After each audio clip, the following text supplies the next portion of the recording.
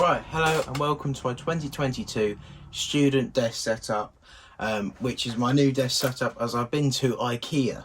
No one has ever been there before and it's a very odd store to go to. Nothing's ever made for you. It's really weird. But anyway, this was easy to put together. It is a IKEA grey tabletop and 4 table legs. This is a very cheap desk setup, but it does the job really well. And it's relatively sturdy and well made. Also, underneath the desk I have a Belkin 8-way sort of power bar with 2 USB ports on it, which I use for this Type-C cable and this lightning cable that come off it.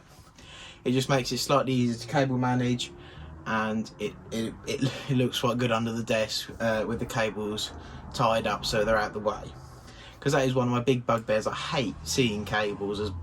I just don't like seeing them, get in the way, trip over them, just don't want them.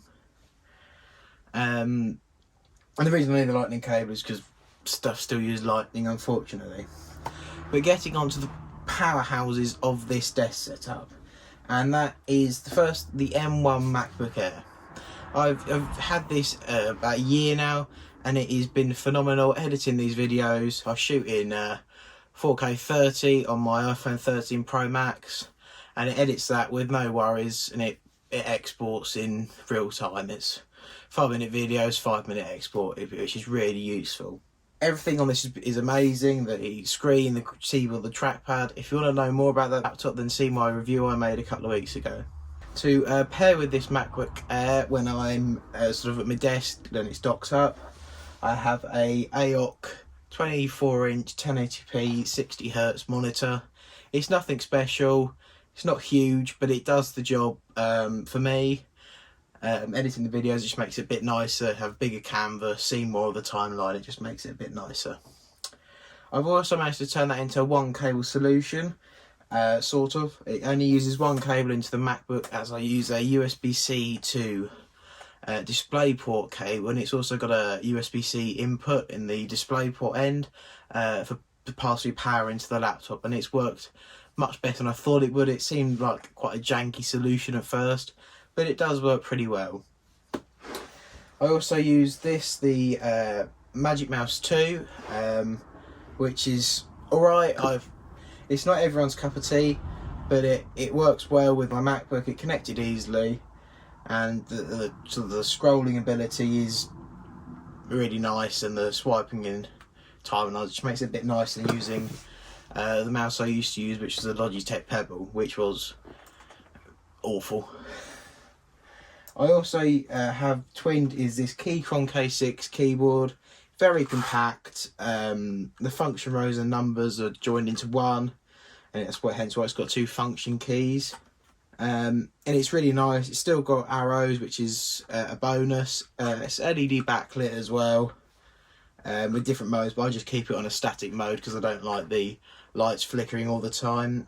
The reason I bought it is because it connects well to the Mac, and it works well as it has dedicated command and option keys that most keyboards don't come with, and they don't have a Mac specific mode for those keys to be mapped.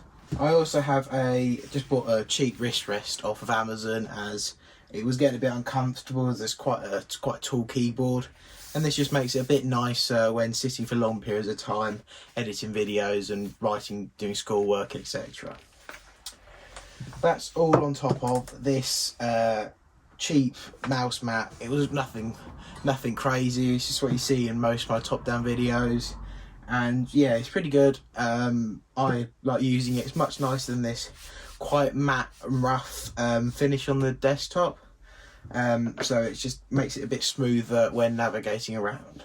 And the other workhorse of this desk is the Xbox Series S, which I've kept on the shelf, just out of the way then. I know the cables hang down a bit, but they're tied together and out of the way.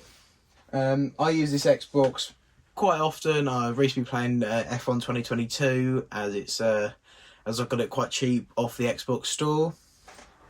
I also have paired with that a couple of Xbox controllers, this being a Design Lab one and this being the stock one that comes with the Xbox. There's no difference with the Design Lab one apart from the custom colours. There's no extra buttons or anything, but I just like the new colour. When I'm using my Xbox, I like to use headphones, as the inbuilt speakers in this monitor are pretty crap. They're not great at all, but these are good enough. They were relatively cheap, but still good enough quality, and these are the Razer Kraken headset. They've also got inbuilt inline controls for the mic and volume adjustment. Nice long cable, so I could probably plug it into the monitor, but I normally plug it into the controller. I also do rest this on something else I bought from IKEA, which was the twin with ROG, the sort of the cup holder that mounts the side of the desk, which means any cups and any drinks have to, off to the one side and out the way of anything that could get damaged with them, because you never know when you're going to drop something. Right, so the monitor is sitting on this, also from IKEA, monitor stand. Pretty simple, just a curved arc, and it just raises the monitor up enough so when I'm doing work it's more ergonomic, sitting comfortably, and I'm not having to strain too much when working. I also use the HomePod Mini, which is sat on the monitor stand. It sounds pretty good. I've used it since launch day. I've had no problems with it. And yeah, Siri works well enough, and it does everything I need it to do. Tells you the weather, plays some music, and it's pretty good. I've also got the AirPods Max on the side, which you can watch a review of, I made recently. And yeah, these are really good headphones. I said in the review, these are amazing, especially for the price I paid for them. Not sure if you pay full price for them, it'd be as good of experience, but what I pay for them, these are great headphones. As well as the desk setup, I also, as I'm quite a small channel, I still use iMovie to edit my videos. I know it's not the best video editor out there, but it's a good enough free one. I know DaVinci Resolve is free, but learning that was it seemed a bit difficult, so I'm going to stick with this, and I may upgrade to Final Cut Pro in the future. So thank you for watching this video. I hope you enjoyed it, and I hope it gives you some inspiration if you're looking to make a new desk for whenever the next lockdown comes. Yay. Thank you for watching.